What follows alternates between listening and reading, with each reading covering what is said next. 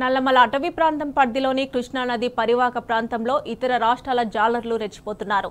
Maharashtra, Bihar, Orissa, AP రాష్ట్రాలకు చెందిన జాలర్లు తాత్కాలిక నివాసాలు ఏర్పాటు చేసుకుని నిషేధిత అలివివాలతో చేపల వేట కొనసాగిస్తున్నారు. కృష్ణానదిలో చెంచులు సాంప్రదాయ పద్ధతిలో చేపల వేట చేస్తూ జీవనోపాధి పొందుతున్నారు. కానీ నిషేధిత అలివివాలల వల్ల తమ జీవనోపాధి కోల్పోతామని స్థానిక జాలర్లు ఆవేదన వ్యక్తం చేస్తున్నారు. స్థానికులను సైతం అడవిలోకి అనుమతించని అధికారులు ఇతర రాష్ట్రాల వారు నివాసాలు ఏర్పాటు చేసుకుని ఉంటున్నా కూడా చర్యలు తీసుకోవడం లేదని ప్రశ్నించారు. అటవీ శాఖ అధికారులు చూసి చూడనట్లు వ్యవహరించడం, వారిపై చర్యలు తీసుకోకపోవడం ఏంటని నిలదీస్తున్నారు. వెంటనే ఉన్నతాధికారులు అటవీ శాఖ అధికారులపై చర్యలు తీసుకోవాలని స్థానిక మత్స్యకారులు డిమాండ్ చేస్తున్నారు.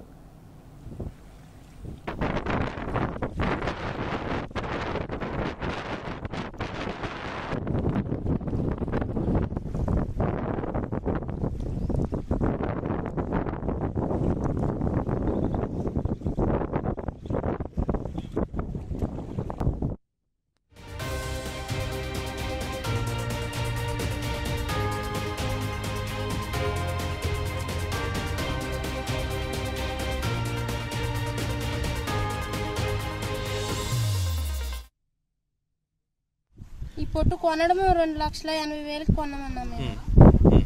అంటే ఇంకా వాళ్ళే చూసుకుంటారని మేమన్నా.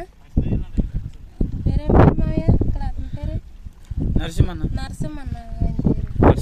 ఎవరు? ఎల్లూరు. ఎల్లూరు నరసింహన్న. ఎంత ఇచ్చారు మీరు? 6 రోజులకు ఇచ్చారేమన్నా? ఇచ్చారన్నా, కాకపోతే ఎంత ఇచ్చారన్నది నాకు తెలియదు క్లారిటీగా. అంటే డబ్బులు ఇంత వీళ్ళకి వాళ్ళకి అనేసి చెప్పారు. కానీ చెప్పమ్మా, ఎవరి పేరు?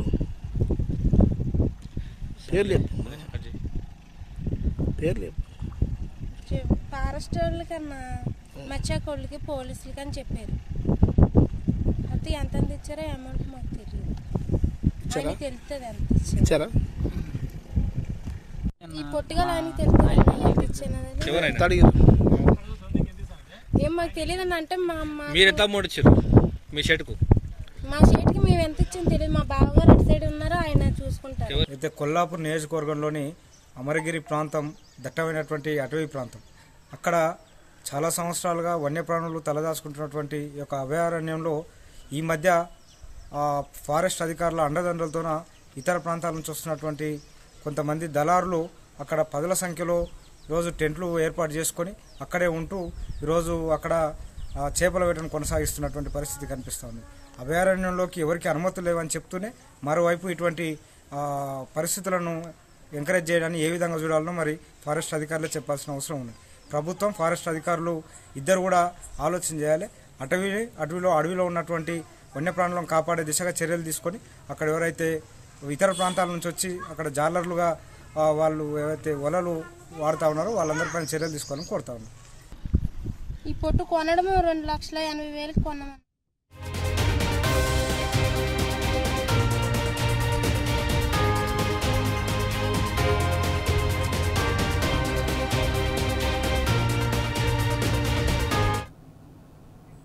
ఇదే అంశానికి సంబంధించి మరిన్ని డీటెయిల్స్ మా ప్రతినిధి శేఖరాచారి అందిస్తారు. శేఖరాచారి, చెప్పండి. కృష్ణానది పరివాహక ప్రాంతంలో ఇతర రాష్ట్రాల జాలర్లు మహారాష్ట్ర, బీహార్, ఒరిస్సా, ఏపీ రాష్ట్రాలకు చెందిన వారు అక్కడ చేపల వేట చేస్తున్నట్లుగా మనకు తెలుస్తోంది. అక్కడ వారు అధికారులు స్పందించడం లేదు అని చెప్పేసి డిమాండ్ చేస్తున్న పరిస్థితి. డీటెయిల్స్ ఏంటి?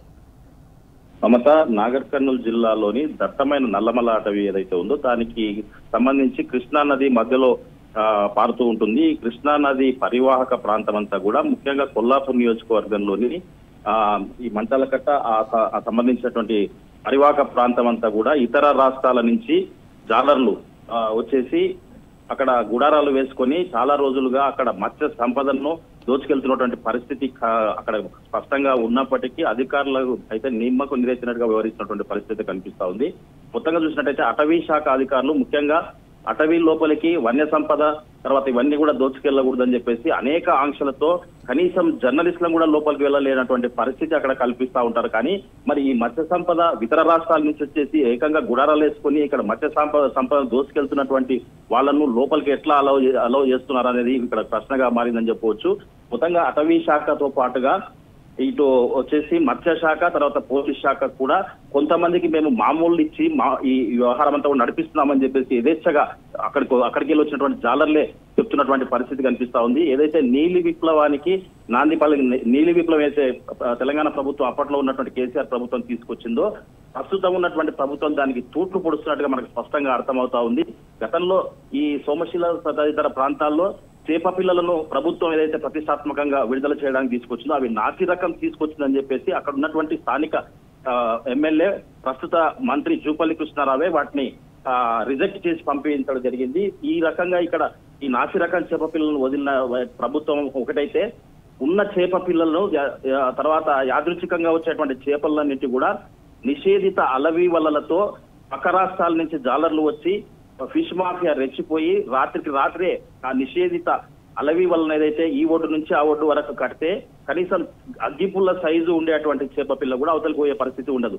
అయితే ఇవన్నిటిని కూడా తీసుకొచ్చి వాళ్ళు గుడారాలు వేసుకొని అక్కడ ఆరబెట్టుకొని పెద్ద మొత్తంలో ఇక్కడ డబ్బులు ఎవరికైతే అందిస్తున్నారో యథేచ్ఛగా చేస్తున్నామని చెప్పేసి ఇదంతా కూడా అమ్మి సొమ్ము చేసుకుంటున్నామని చెప్పేసి కూడా వాళ్ళు చెప్తున్నప్పటికీ కూడా ఇక్కడ అధికారులు మాత్రం నిమ్మకు నీరెత్తినట్టుగా వ్యవహరిస్తున్నారని చెప్పేసి స్థానికులు ఆరోపిస్తున్నారు. అయితే ఎవరైతే ఈ మత్స్య సంపద మీద స్థానికులు జీవనోపాధి పొందుతున్నారో ఈ అటవీ ప్రాంతం అంతా కూడా చెంచులు ఉంటారు, తర్వాత మత్స్యకారులు ఉంటారు, వాళ్ళంతా కూడా పూర్తి స్థాయిలో దాని మీద ఉపాధి పొందుతూ ఉంటారు. కానీ వాళ్ళ ఉపాధికి తూట్లు పొడిచే విధంగా వీళ్ళంతా కూడా వ్యవహరిస్తున్నటువంటి పరిస్థితి కనిపిస్తా ఉంది. మొత్తంగా అటవీ శాఖ అధికారులతో పాటుగా మత్స్యశాఖ కీలకంగా వీటిపైన అబ్జర్వేషన్ పెట్టాలి. తర్వాత మత్స్య సంపదను కాపాడాల్సినటువంటి వాళ్ళే పూర్తి స్థాయిలో ఎప్పుడు ఫిర్యాదు చేసినా అని మేము వెళ్లేసరికి అక్కడ గుడారాలు ఉండట్లేదని చెప్తా ఉన్నారు. తర్వాత అసలు ఎవరు కనిపించట్లేదని చెప్తా ఉన్నారు. అయితే ఎవరైతే ఫిర్యాదు చేసి ముందుగా అక్కడికి ఏదైతే ప్రింట్ మీడియాలో కానీ ఎలక్ట్రానిక్ మీడియాలో వార్తలు వచ్చిన మరుక్షణమే వాళ్ళ ముందుగా సమాచారం ఆ జర్నల్లకు చెప్తారు. వాళ్ళు అక్కడి నుంచి ఖాళీ చేసి ఒక 2-3 రోజులు వెళ్ళిపోతారు. మళ్ళీ యథావిధిగా వాళ్ళు వచ్చేస్తున్నటువంటి పరిస్థితి కనిపిస్తా ఉంది. మొత్తంగా చూసినట్టయితే ఇది అధికారుల కనుసైగల్లోనే నడుస్తుందని చెప్పేసి కూడా ఇక్కడ బాహాటంగానే ఇక్కడ స్థానిక మత్స్యకారులతో కావచ్చు దాని మీద ఉపాధి పొందే వాళ్ళు కాబట్టి చెప్తున్నటువంటి పరిస్థితి. అయితే లక్షల సంపద కోట్ల సంపద కూడా ఇక్కడ దోచుకెళ్తున్నటువంటి పరిస్థితి అయితే స్పష్టంగా ఇతర రాష్ట్రాలకు వెళ్తా ఉంది. ఇదంతా కూడా ప్రభుత్వం చూస్తున్నప్పటికీ కూడా పట్టించుకోకపోవడం దుర్మార్గం అని చెప్పేసి కూడా ఇక్కడ ఆరోపిస్తున్న పరిస్థితి కనిపిస్తా ఉంది. ఏదేమైనప్పటికీ ఇక్కడ స్థానికంగా పెద్ద ఎత్తున కూడా కృష్ణా నదిలో ఈ మత్స్య సంపద ఉంటుంది. ఈ మత్స్య సంపదను యథేచ్ఛగా దోచుకెళ్తుంటే మరి అధికారులు ఏం పని చేస్తున్నారు అంటే కొంతమంది అధికారులు మాత్రం మామూలుగా అలవాటు పడి వాళ్ళకు పూర్తి సహకారం అందిస్తున్నారని చెప్పేసి చెప్తున్నటువంటి పరిస్థితి. అయితే దీంట్లో విచిత్రమైన విషయం ఏంటంటే అటవీ ప్రాంతంలోకి వెళ్ళాలంటే అనేక ఆంక్షలు ఉంటాయి. అక్కడ వన్యప్రాణులకు ఇబ్బందులు అవుతాయని చెప్పేసి అటవీ శాఖ ఎన్నో ఆంక్షలు పెడుతుంది. కనీసం జర్నలిస్టులను కూడా పోనిచ్చే పరిస్థితి ఉండదు. మరి ఇంత యథేచ్ఛగా ఈ జాలర్లు ఇతర రాష్ట్రాల నుంచి వచ్చేసి వాళ్ళు ఎవరు ఏం అని తెలుసుకోకుండా పూర్తి స్థాయిలో అక్కడ వాళ్ళు గుడారాలు వేసుకొని నెలల తరబడి అక్కడనే ఉంటున్నారు. ఇదంతా మరి అటవీ శాఖ వాళ్ళకి తెలియదా అని చెప్పేసి కూడా ప్రశ్నిస్తున్నటువంటి అయితే ప్రశ్నలు అయితే వస్తా ఉన్నాయి. మొత్తంగా కొంతమంది పూర్తి యథేచ్ఛగా డబ్బులు తీసుకుని ఇదంతా వ్యవహారం నడిపిస్తున్నారని చెప్పేసి కూడా ఇక్కడ మత్స్య సంపద మీద ఉపాధి పొందేటువంటి వాళ్ళైతే ఆరోపిస్తున్నటువంటి పరిస్థితి బలంగా కనిపిస్తుంది. మొత్తానికి దీన్ని అరికట్టాల్సిన అవసరం ఉంది. లేని పక్షంలో కూడా ఇక్కడ మత్స్యకారులు స్థానికంగా ఉపాధి పొందే వాళ్ళు కూడా పెద్ద ఎత్తున ఆందోళనకు దిగే అవకాశం కూడా ఉంది. మమత.